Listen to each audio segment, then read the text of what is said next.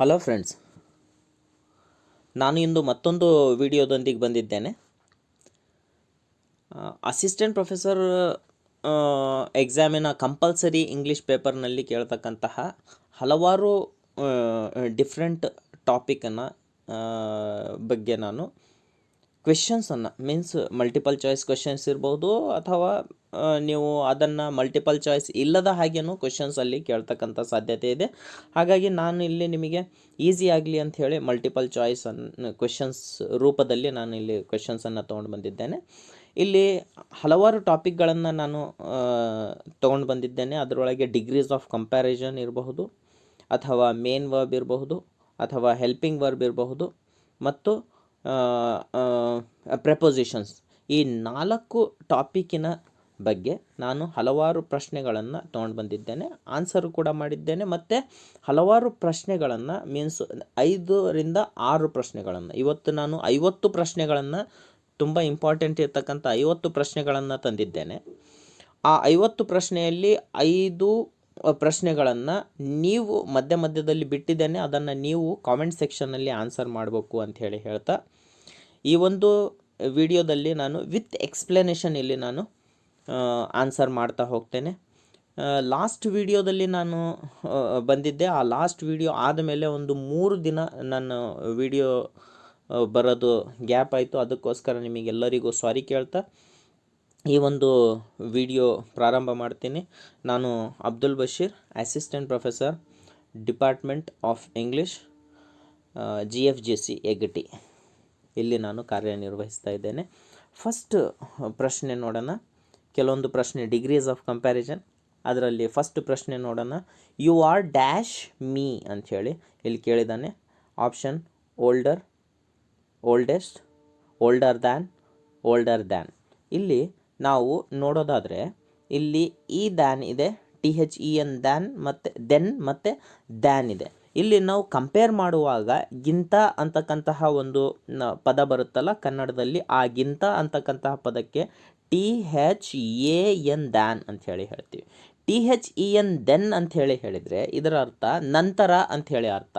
ಆದರೆ ಈ THEN than ಅಂಥೇಳಿ ಹೇಳಿದರೆ ಅವನಿಗಿಂತ ಅಂಥೇಳಿ ಇದನ್ನು ಕಂಪೇರ್ ಮಾಡ್ತೀವಿ. ಇಲ್ಲಿ ಸರಿಯಾದ ಉತ್ತರ ಓಲ್ಡರ್ ದ್ಯಾನ್ ಅಂಥೇಳಿ ಹೇಳ್ತೀವಿ. ಯಾಕೆ ಅಂಥೇಳಿ ಹೇಳಿದರೆ ಇಲ್ಲಿ ಯು ಮತ್ತು ಮೀ ಅಂತಕ್ಕಂತಹ 2 ಪ್ರನೌನ್ಗಳನ್ನು ನಾವು ಇಲ್ಲಿದೆ, ಅಂದರೆ ಇಬ್ಬರು ವ್ಯಕ್ತಿಗಳ ನಡುವೆ ನಾವು ಕಂಪೇರ್ ಮಾಡ್ತಾ ಇದ್ದೀವಿ. ಕಂಪೇರ್ ಮಾಡುವಾಗ ನಾವು ಇಬ್ಬರು ವ್ಯಕ್ತಿಗಳನ್ನು ಇದ್ದಾಗ ನಾವು ಕಂಪ್ಯಾರಿಟಿವ್ ಡಿಗ್ರಿಯನ್ನು ಬಳಸ್ತಾ ಹೋಗ್ತೀವಿ. ಹಾಗಾಗಿ ಓಲ್ಡರ್ ದ್ಯಾನ್ ಅಂಥೇಳಿ ನಾವು ಸರಿಯಾದ ಉತ್ತರವನ್ನು ಚೂಸ್ ಮಾಡಬಹುದು. ನೆಕ್ಸ್ಟ್ ಪ್ರಶ್ನೆಯನ್ನು ನೋಡೋಣ. ನ್ಯೂಯಾರ್ಕ್ ಈಸ್, ನೋಡಿ ಇಲ್ಲಿ New York is once again the same. New York is dirtier than ಅಂಥೇಳಿ ಇಲ್ಲಿ ಆಪ್ಷನ್ ಸರಿಯಾದ ಉತ್ತರ B. Dirtier than, the dirtiest, dirtier ಅಂಥೇಳಿ ಇದೆ. ಹಾಗಾಗಿ ಇಲ್ಲಿ ಡರ್ಟಿಯರ್ ದ್ಯಾನ್ ಪ್ಯಾರಿಸ್. ಮತ್ತೆ 2 ಸಬ್ಜೆಕ್ಟ್ ಇದೆ ಅಲ್ಲಿ. Next, Prague is one of the dash cities in Europe ಅಂಥೇಳಿ. One of the dash cities in Europe ಅಂಥೇಳಿ ಹೇಳ್ತೀವಿ. One of the most beautiful ಅಂತಕ್ಕಂಥದ್ದು.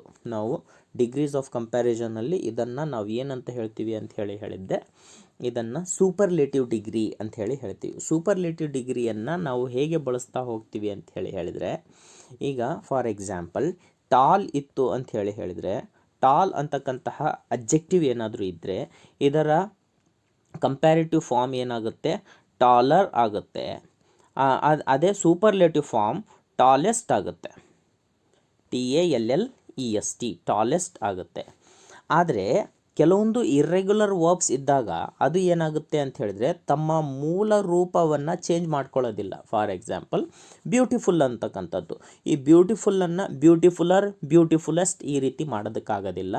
ಹಾಗಾಗಿ ನಾವು ಏನು ಮಾಡ್ತೀವಿ ಅಂತ ಹೇಳಿದ್ರೆ ವಿಶೇಷವಾದಂತಹ ಪದ ಬ್ಯೂಟಿಫುಲ್ಲಿಗೆ ಕಂಪ್ಯಾರಿಟಿವ್ನಲ್ಲಿ ಮೋರ್ ಬ್ಯೂಟಿಫುಲ್ ಅಂತ ಹೇಳ್ತೀವಿ, ಸೂಪರ್ಲೇಟಿವ್ನಲ್ಲಿ ಮೋಸ್ಟ್ ಬ್ಯೂಟಿಫುಲ್ ಅಂಥೇಳಿ ಹೇಳ್ತೀವಿ. ಹಾಗಾಗಿ Prague is one of the most beautiful cities in ಯುರೋಪಿನಲ್ಲಿ ಎಲ್ಲದಕ್ಕಿಂತ ಅತ್ಯಂತ ಸುಂದರ, ಎಲ್ಲದಕ್ಕಿಂತ ಸೂಪರ್ಲೇಟಿವ್ ಡಿಗ್ರಿಯನ್ನು ಯಾವಾಗ ಬಳಸ್ತೀವಿ ಅಂತ ಹೇಳಿದರೆ ನಾವು ಅದಕ್ಕಿಂತ ಮತ್ತೆ ಸುಂದರವಾದಂತಹ ಬೇರೆ ನಗರ ಯುರೋಪ್ನಲ್ಲಿ ಯಾವುದೂ ಅದಕ್ಕಿಂತ ಸುಂದರವಿಲ್ಲ ಅಂಥೇಳಿ ಹೇಳ್ತೀವಲ್ಲ, ಅದಕ್ಕೆ ಸೂಪರ್ಲೇಟಿವ್ ಅಂಥೇಳಿ ಹೇಳ್ತೀವಿ. ಆ ಸೂಪರ್ಲೇಟಿವ್ ಡಿಗ್ರಿಯನ್ನು ಬಳಸುವಾಗ ಅದಕ್ಕಿಂತ ಮುಂಚೆ ದ ಅಂತಕ್ಕಂತಹ ಒಂದು ಆರ್ಟಿಕಲನ್ನು ಬಳಸ್ತೀವಿ. ಹಾಗಾಗಿ the most beautiful, the tallest man, ಇಲ್ಲಿ ಹೇಳಿದ್ದೀನಲ್ಲ ನಾನು, ಇಲ್ಲಿ ದ ಟಾಲೆಸ್ಟ್ ಮ್ಯಾನ್, ಅದರ ಪಕ್ಕದಲ್ಲಿ ದ ಅಂತಕ್ಕಂಥ ಆರ್ಟಿಕಲ್ ಕಂಪಲ್ಸರಿ ಬರಲೇಬೇಕು ಅನ್ನೋದನ್ನು ನಾವಲ್ಲಿ ನೋಡ್ತೀವಿ. ನೆಕ್ಸ್ಟ್ ಕ್ವೆಶನನ್ನು ನೋಡೋಣ. 4th question, how many children dash they dash ಅಂಥೇಳಿ. ಹೌ ಮೆನಿ ಚಿಲ್ಡ್ರನ್, ಇಲ್ಲಿ ಆಪ್ಷನ್ ಏನಿದೆ, ಹ್ಯಾವ್ ಮತ್ತು ಗಾಟ್ ಇದೆ. B have, get, does get, has got. ಹಾಗಾಗಿ ಇಲ್ಲಿ ಆಪ್ಷನ್ ಯಾವುದು ಬರುತ್ತೆ ಅಂಥೇಳಿ ಹೇಳಿದರೆ, ಹೌ ಮೆನಿ ಚಿಲ್ಡ್ರನ್ ಹ್ಯಾವ್ ಅನ್ನೋದು ಯಾಕೆ ತೊಗೊಂಡ್ವಿ ನಾವು ಅಲ್ಲಿ ಅಂಥೇಳಿ ಹೇಳಿದರೆ, ಇದು ಪ್ಲೂರಲ್ ಸಬ್ಜೆಕ್ಟ್ ಆಗಿದೆ. ಹಾಗಾಗಿ ನಾವು ಏನು ತೊಗೊಂಡ್ವಿ ಅಂತ ಹೇಳಿದರೆ ಹ್ಯಾವನ್ನು ತೊಗೊಂಡಿದ್ದೀವಿ. ಹ್ಯಾವ್ ದೇ ಗಾಟ್, ಎಷ್ಟು ಜನ ಇದ್ದಾರೆ, ಎಷ್ಟು ಜನ ಅವರಿಗೆ ಮಕ್ಕಳಿದ್ದಾರೆ ಅಂಥೇಳಿ. ಇದ್ದಾರೆ ಅಂತಕ್ಕಂತಹ ಅರ್ಥ ಯಾವುದು ಕೊಡುತ್ತೆ, ಹ್ಯಾವ್ ಅನ್ನೋದು ಕೊಡುತ್ತೆ. ಹ್ಯಾವ್ ದೇ ಗಾಟ್ ಅಂಥೇಳಿ. ಹಾಗಾಗಿ ಆಪ್ಷನ್ ಎ ಹ್ಯಾವ್ ಫಸ್ಟು ಇದಕ್ಕೆ, ದೆನ್ ಸೆಕೆಂಡಿಗೆ ಗಾಟ್ ಅನ್ನೋ ಆಪ್ಷನ್ ಬರುತ್ತೆ. Then 5th question, a country is quieter dash a city ಅಂಥೇಳಿ. ಆಪ್ಷನ್ ಏನಿದೆ ಅಂತ ಹೇಳಿದರೆ ದ್ಯಾನ್ ಅಂತಕ್ಕಂತಹ ಆಪ್ಷನ್ ಇದೆ, ಕ್ವೈಟರ್ ದ್ಯಾನ್ ಅದರ್ ಸಿಟೀಸ್ ಅಂಥೇಳಿ. Okay, right. ಸಾರಿ. ನೆಕ್ಸ್ಟ್ ನಾವು 6th ಕ್ವೆಶನ್ ನೋಡೋಣ. The house is 50 meters dash the C.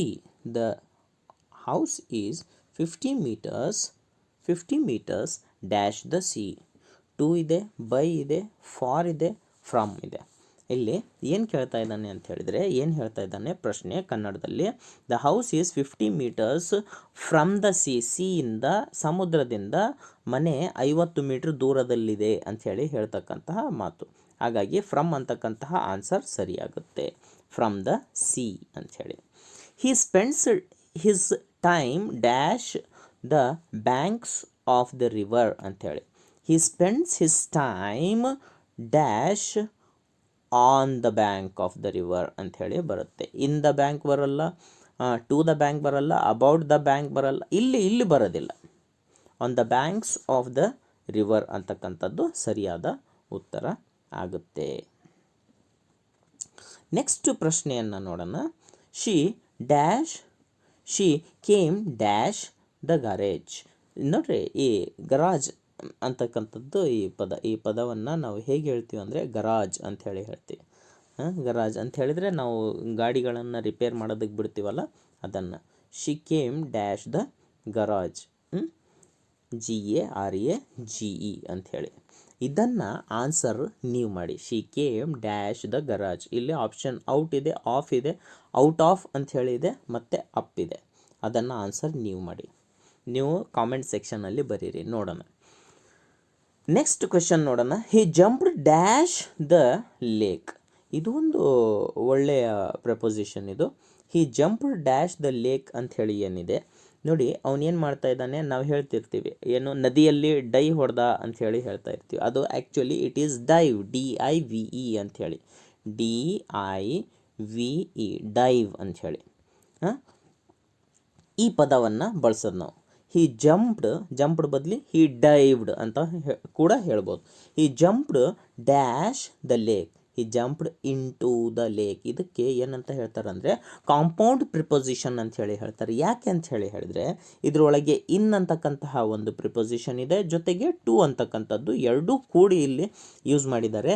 ಅವನೇನು ಮಾಡ್ತಾ ಇದ್ದಾನೆ ಅಂತ ಹೇಳಿದ್ರೆ, ಇನ್ ಯಾವುದರಲ್ಲಿ ಹೋಗ್ತಾ ಇದ್ದಾನೆ, ಯಾವ ಕಡೆಗೆ ಹೋಗ್ತಾ ಇದ್ದಾನೆ, ಅವನು ಲೇಕಿನಲ್ಲಿ ಹೋಗ್ತಾ ಇದ್ದಾನೆ ಮತ್ತು ಲೇಕಿನ ಕಡೆಗೆ ಹೋಗ್ತಾ ಇದ್ದಾನೆ. ಹಾಗಾಗಿ into the lake, he jumped into the lake, he jumped into the river, he jumped into the well. ಈ ರೀತಿ ಹೇಳುವಾಗ ಯಾವುದರಲ್ಲಿ ಮೂಮೆಂಟ್ ಇರುತ್ತಲ್ಲ ಒಬ್ಬ ಮನುಷ್ಯ, for example teacher entered into the room, teacher entered into the room. ಯಾವಾಗ movement ಇರುತ್ತೆ ಮತ್ತು ಒಂದು ಕಡೆ ಡೈರೆಕ್ಷನಿಗೆ ಹೋಗ್ತಾ ಇರ್ತಾರಲ್ಲ ಆವಾಗ ಏನು ಹೇಳ್ತಾರಂದರೆ ಅದಕ್ಕೆ ಇಂಟು ಅಂತಕ್ಕಂತಹ ಪ್ರೆಪೊಸಿಷನನ್ನು ಬಳಸ್ತಾ ಹೋಗ್ತಾರೆ. ನೆಕ್ಸ್ಟ್ ಕ್ವೆಶನ್, ಹಿ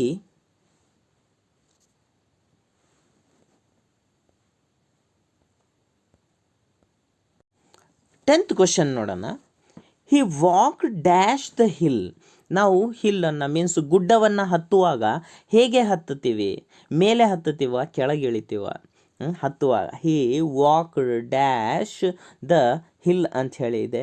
ಹಾಗಾಗಿ ಇಲ್ಲಿ ಅಪ್ ದ ಹಿಲ್ ಅಂತಕ್ಕಂಥದ್ದು ಸರಿಯಾದ ಆಪ್ಷನ್ ಆಗುತ್ತೆ. ಔಟ್ ಆಫ್ ದ ಹಿಲ್ ಬರೋದಿಲ್ಲ, ಅಟ್ ದ ಹಿಲ್ ಬರಲ್ಲ, ಟು ದ ಹಿಲ್ ಬರಲ್ಲ. ಇಲ್ಲಿ ಅಪ್, ನಾವು ಮೌಂಟೇನನ್ನು ಕ್ಲೈಮ್ ಮಾಡುವಾಗ ಈ ಡೈರೆಕ್ಷನಲ್ಲಿ ಹತ್ತುತ್ತಾ ಇರ್ತೀವಲ್ಲ ಅದಕ್ಕೆ ಅಪ್ ಅಂತ ಹೇಳಿ ಹೇಳ್ತೀವಿ. Okay, U P up. Then 11th question ನೋಡೋಣ. A country is dash than a city ಅಂಥೇಳಿ. ಕಂಟ್ರಿ, ಇಲ್ಲಿ ಕಂಟ್ರಿ ಅಂತಕ್ಕಂತಹ ಪದ ಇದೆ ಅಲ್ಲ, ಕಂಟ್ರಿ ಅಂತ ಹೇಳಿದರೆ ಹಳ್ಳಿಗೆ ಇಂಗ್ಲೀಷ್ನಲ್ಲಿ in old English it was said that country ವಿಲೇಜಿಗೆ ಹಳ್ಳಿಗೆ ಏನಂತ ಹೇಳ್ತಿದ್ರು ಅಂತ ಹೇಳಿದ್ರೆ ಕಂಟ್ರಿ ಅಂತಕ್ಕಂಥ ಪದವನ್ನು ಬಳಸ್ತಾ ಇದ್ರು. ಇಲ್ಲೇನು ಹೇಳ್ತಾ ಇದ್ದಾನೆ, ಕಂಟ್ರಿ ಈಸ್ ಡ್ಯಾಶ್ ದ್ಯಾನ್ ನೋಡ್ರಿ, ದೆನ್ ಅಲ್ಲ, ದ್ಯಾನ್, THAN, ದ್ಯಾನ್ ಸಿಟಿ ಅಂಥೇಳಿ. ಹಾಗಾಗಿ ಇಲ್ಲಿ ಚೀಪರ್ ಅಂದರೆ ಹಳ್ಳಿಯಲ್ಲಿ ನಮಗೆ ವಸ್ತುಗಳ ಕಡಿಮೆ ಬೆಲೆಗೆ ಸಿಗುತ್ತೆ ಅಂಥೇಳಿ ಹೇಳ್ತಕ್ಕಂಥದ್ದು. ನಾವು ತರಕಾರಿಯನ್ನು ತೊಗೊಳಕ್ಕೆ ಹೋದರೆ ಸಿಟಿಯಲ್ಲಿ ತೊಗೊಳಕ್ಕೆ ಹೋದರೆ ಕಾಸ್ಟ್ಲಿ ಇರುತ್ತೆ, ಮತ್ತು ಹಳ್ಳಿಯಲ್ಲಿ ತೊಗೊಳಕ್ಕೆ ಹೋದರೆ ಅದರ ರೇಟ್ ಕಡಿಮೆ ಇರುತ್ತೆ. ಹಾಗಾಗಿ ದ್ಯಾನ್ ಅಂತ ಹೇಳಿ ಬಂದಿದೆ ನೋಡಿ. ಸರ್ ಐಡೆಂಟಿಫೈ ಮಾಡೋದು ಹೇಗೆ? ಚೀಪೆಸ್ಟ್ ಅಂಥೇಳಿ ಹೇಳ್ಬೋದಲ್ಲ ಅಂಥೇಳಿ ಹೇಳಿದರೆ ಚೀಪರ್ ದ್ಯಾನ್ ಅಂಥೇಳಿ ER ಬಂದಿರುತ್ತೆ, ಅದರ ಮುಂದೆ ದ್ಯಾನ್ ಅಂತಕ್ಕಂತಹ ಏನು ಇದು ಬಂದಿರುತ್ತೆ. ಹಾಗಾಗಿ ನಾವು ಅದನ್ನು ತಗೋತೀವಿ ಅಬ್ಜೆಕ್ಟಿವ್ ಮುಂದೆ. ದೆನ್ 12th ಕ್ವೆಶನ್ ನೋಡೋಣ. A city is dash than the country. A city is dash than the country ಅಂಥೇಳಿ ಹೇಳ್ತಾ ಇದ್ದೀವಿ ಇಲ್ಲಿ ನಾವು. City is dash then the country ಅಂಥೇಳಿ ಮೋರ್ ಎಕ್ಸೈಟಿಂಗ್ ಅಂತಕ್ಕಂಥ ಪದವನ್ನು ನಾವು ಎಕ್ಸೈಟಿಂಗೆಸ್ಟ್ ಆ ರೀತಿ ಬರೋದಿಲ್ಲ. ಹಾಗಾಗಿ ಅದು ತನ್ನ ಮೂಲ ರೂಪ, ನಾನು ಹೇಳಿದೆ ಕೆಲವೊಂದು ಅಬ್ಜೆಕ್ಟಿವ್ಸ್ಗಳು ಮೂಲ ರೂಪವನ್ನು ಕಳ್ಕೊಳ್ಳೋದಿಲ್ಲ. ಹಾಗಾಗಿ ಅದರ ಜೊತೆಗೆ ನಾವು ಮೋರ್ ಮತ್ತು ಮೋಸ್ಟನ್ನು ಹಚ್ಚುತ್ತೀವಿ. ಇಲ್ಲಿ ಕಂಪ್ಯಾರಿಟಿವ್ ಡಿಗ್ರಿ ಇರೋದ್ರಿಂದ ದೆನ್ ಬಂದ ತಕ್ಷಣ ನೀವು ಪ್ರಶ್ನೆಯಲ್ಲಿ ನೀವು ಅರ್ಥ ಮಾಡ್ಕೋಬೇಕು ಅದು ಯಾವುದು ಅದು ಅಂತ ಹೇಳಿದ್ರೆ ಕಂಪ್ಯಾರಿಟಿವ್ ಅಂಥೇಳಿ ಅರ್ಥ ಮಾಡ್ಕೋಬೇಕು. ಹಾಗಾಗಿ ಇಲ್ಲಿ ಮೋರ್ ಎಕ್ಸೈಟಿಂಗ್ ದ್ಯಾನ್ ಅಂಥೇಳಿ ಅಲ್ಲಿ ಬರ್ತಾ ಹೋಗುತ್ತೆ. Then next question, your class is dash than my class. ನೋಡಿ, ಇಲ್ಲಿ ಮತ್ತೊಂದು ಸತಿ ಇಲ್ಲಿ ನಾವು ನೋಡಿದರೆ ಇಲ್ಲಿ ದ್ಯಾನ್ ಅಂತಕ್ಕಂಥದ್ದಿದೆ. ಹಾಗಾಗಿ ನಿಮಗೆ ಏನು ಅರ್ಥ ಆಗಬೇಕು, ಇದು ಕಂಪ್ಯಾರಿಟಿವ್ ಡಿಗ್ರಿಯಲ್ಲಿದೆ ಅಂಥೇಳಿ. ಹಾಗಾಗಿ ಇಲ್ಲಿ ನಾಯ್ಸಿಯಸ್, ನಾಯ್ಸಿಯರ್, ಮೋರ್ ನಾಯ್ಸಿ, ಇಲ್ಲಿ ಯಾವುದು ಬರುತ್ತೆ ಅಂಥೇಳಿ ಹೇಳಿದರೆ ನಾಯ್ಸಿಯರ್ ಅಂಥೇಳಿ ಬರ್ತಾ ಹೋಗುತ್ತೆ. ನೆಕ್ಸ್ಟ್ 14th ಕ್ವೆಶನನ್ನು ನೋಡೋಣ. Life in a country is dash in a city.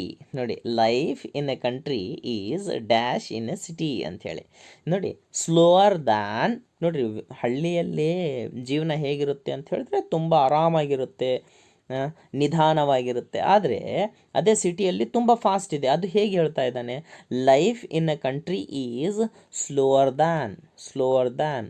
ಜೀವನ ಆ ಕಡೆಯಿಂದ ಓಡು, ಈ ಕಡೆಯಿಂದ ಓಡು, ಅಲ್ಲಿಗೋಡು, ಇಲ್ಲಿಗೋಡು, ಆ ರೀತಿ ಜೀವನ ಇರೋದಿಲ್ಲ. ಅದು ಹೀಗೆ ಹೇಳ್ತಾ ಇರೋದು ಕಂಪ್ಯಾರಿಟಿವ್. ಎಲ್ಲಿಗೆಲ್ಲಿ ಕಂಪೇರ್ ಮಾಡ್ತಾ ಇದ್ದಾನೆ, ವಿಲೇಜಿಗೆ ಮತ್ತು ಸಿಟಿಗೆ ಕಂಪೇರ್ ಮಾಡ್ತಾ ಇದ್ದಾನೆ. Life in a country is slower than city. Next 15th question ನೋಡೋಣ.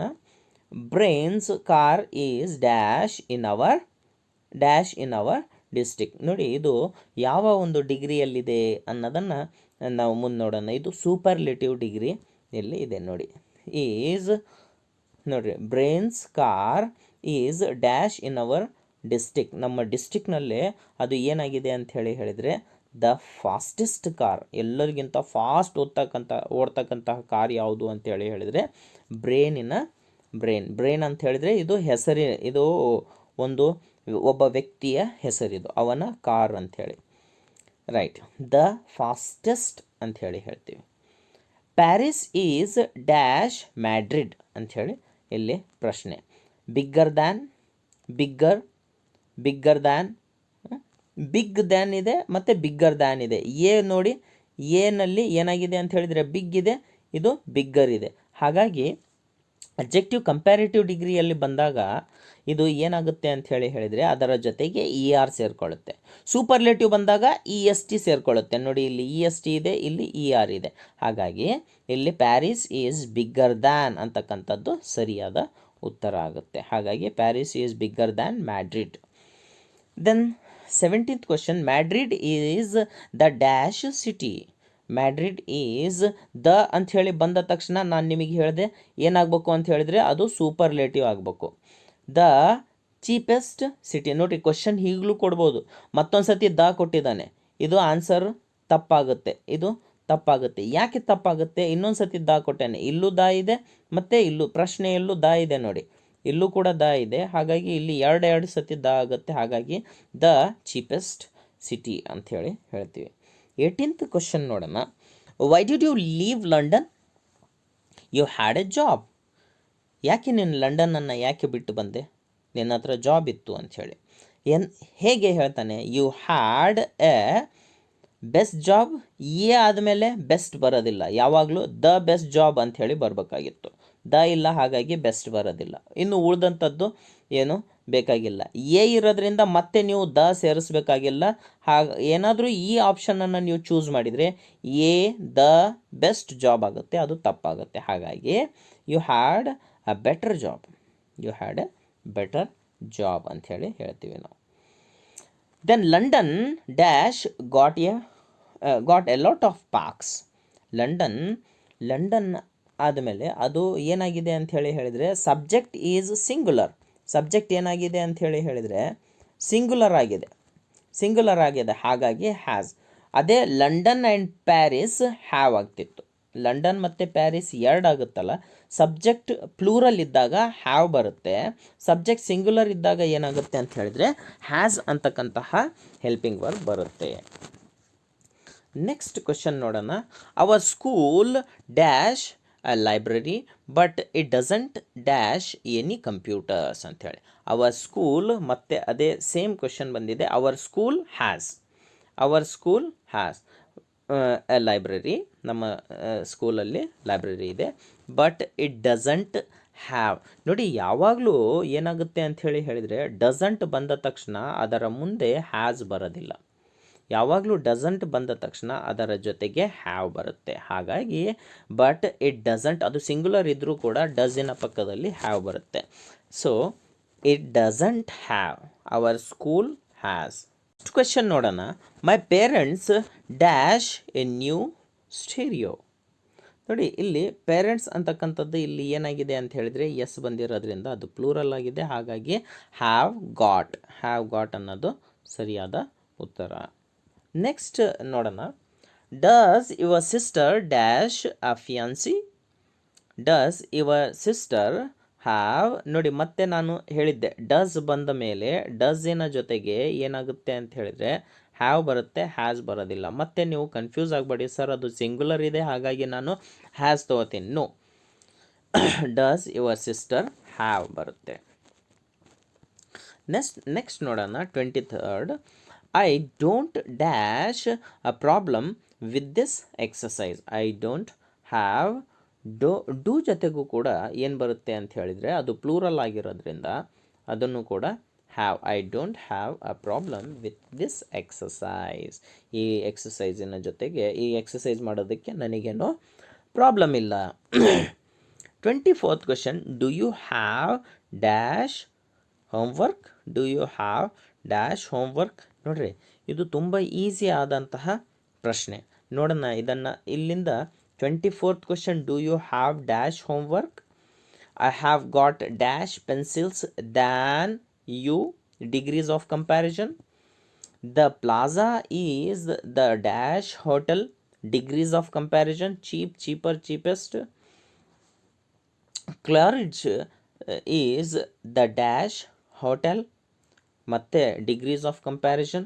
ಆಗಲಿಂದ ನಾನು ಸಾಲ್ವ್ ಮಾಡ್ತಾ ಬಂದಿನಲ್ಲ, ಹಾಗಾಗಿ ಆ 4 ಪ್ರಶ್ನೆಯನ್ನು ನೀವು ಆನ್ಸರ್ ಮಾಡಿ ಕಾಮೆಂಟ್ ಸೆಕ್ಷನಲ್ಲಿ ನನಗೆ ಆನ್ಸರ್ ಮಾಡಿ ಹೇಳಿ. 28th ಕ್ವೆಶನ್ ನೋಡೋಣ. ಅದನ್ನು ನೀವು ಆನ್ಸರ್ ಮಾಡ್ತೀರಿ ಅಂದ್ಕೊಂಡಿದ್ದೀನಿ. ತುಂಬ ಈಸಿ ಇದೆ, ನೀವು ಆನ್ಸರ್ ಮಾಡಲಿ ಅಂತಲೇ ನಾನು ಆ 3-4 ಪ್ರಶ್ನೆಗಳನ್ನು ನಾನು ನಿಮಗೆ ಕೊಡ್ತಾ ಬಂದಿದ್ದೇನೆ. ಹಾಗಾಗಿ ನೋಡೋಣ, ನಾನು ನಿಮ್ಮ ಆನ್ಸರನ್ನು ವೇಟ್ ಮಾಡ್ತೀನಿ. ನೆಕ್ಸ್ಟ್ 28th ಕ್ವೆಶನನ್ನು ನೋಡೋಣ. The plaza dash A swimming pool. Plaza ನೋಡಿ, ದ ಪ್ಲಾಜಾ ಅನ್ನೋದು ಏನಾಗಿದೆ ಅಂತ ಹೇಳಿದ್ರೆ ಸಿಂಗ್ಯುಲರ್ ಇದೆ. ಹಾಗಾಗಿ ಅದರ ಜೊತೆಗೆ ಯಾವ ಹೆಲ್ಪಿಂಗ್ ವರ್ಬ್ ಬರುತ್ತೆ ಅಂದರೆ has got a swimming pool. Has ಬರುತ್ತೆ, ಹಾಗಾಗಿ has got a swimming pool ಅಂಥೇಳಿ. ಹ್ಯಾವ್ ಬರೋದಿಲ್ಲ, ಅದು ಪ್ಲೂರಲ್ ಆಗುತ್ತೆ. I dash for a walk in the country and dash a farm. ನೋಡಿ, I went for a walk, ಎಷ್ಟು ಸುಲಭವಾದಂಥ I went for a walk, ನಾನು ವಾಕಿಗೆ ಹೋದೆ.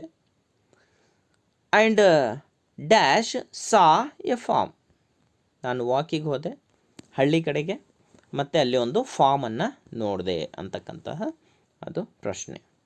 Then yesterday was dash then ಅಲ್ಲ, ನೋಡಿ ಪ್ರೊನೌನ್ಸಿಯೇಷನ್ ನೋಡಿ, ದೆನ್ THEN ದೆನ್. ಇಲ್ಲಿ yesterday was dash than today. Yesterday was dash then much hotter. Much hotter than today. ನೆನ್ನೆಗಿಂತ ಏನಾಗಿತ್ತು ಅಂತ ಹೇಳಿದ್ರೆ ಜಾಸ್ತಿ ಇತ್ತು. ಯೆಸ್ಟರ್ಡೇ ವಾಸ್ ಇವತ್ತಿಗಿಂತ ನೆನ್ನೆ ಜಾಸ್ತಿ ಹಾಟ್ ಇತ್ತು ಅಂತಕ್ಕಂಥದ್ದು. ನೆಕ್ಸ್ಟ್ ಕ್ವೆಶನ್ ನೋಡೋಣ. She is dash then her brother. She is dash then her brother. ಇಲ್ಲಿ ಟಾಲ್ ಇದೆ, ಟಾಲರ್ ಇದೆ, ಟಾಲೆಸ್ಟ್ ಇದೆ.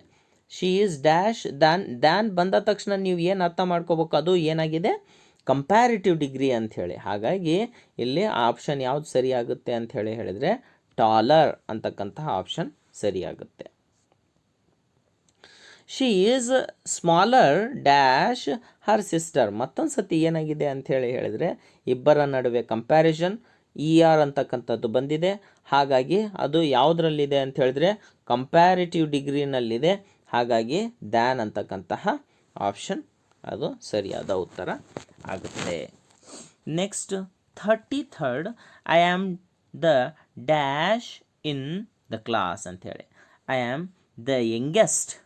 ನೋಡಿ, ಆಗಲೇ ಹೇಳಿದೆ ನಾನು ನಿಮಗೆ, ಸೂಪರ್ಲೇಟಿವ್ ಡಿಗ್ರಿ ಬಂದಾಗ ಏನಿರುತ್ತೆ ಅಂಥೇಳಿ ಹೇಳಿದರೆ ಅಲ್ಲಿ ದ ಅಂತಕ್ಕಂತಹ ಆರ್ಟಿಕಲ್ ಬಂದಿರುತ್ತೆ, ಬಂದಿದೆ, ಮತ್ತು ಅಬ್ಜೆಕ್ಟಿವ್ ಯಂಗ್ ಅಲ್ಲ ಅದರ ಜೊತೆಗೆ EST ಬಂದಿದೆ. ಹಾಗಾಗಿ ಇದು ಯಂಗೆಸ್ಟ್ ಅಂತಕ್ಕಂಥದ್ದು ಸರಿಯಾದ ಉತ್ತರ.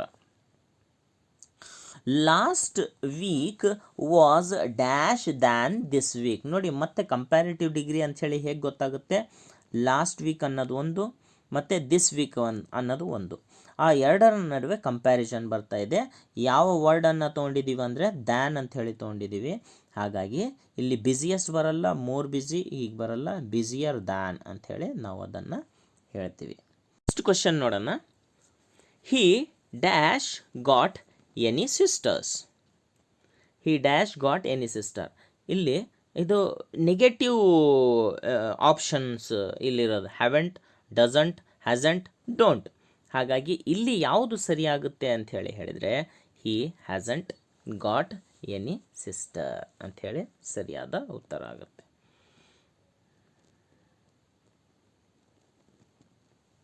Then next question 36. Do you dash any bread.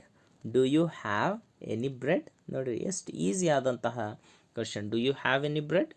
Do you have any pencil. Do you have notes.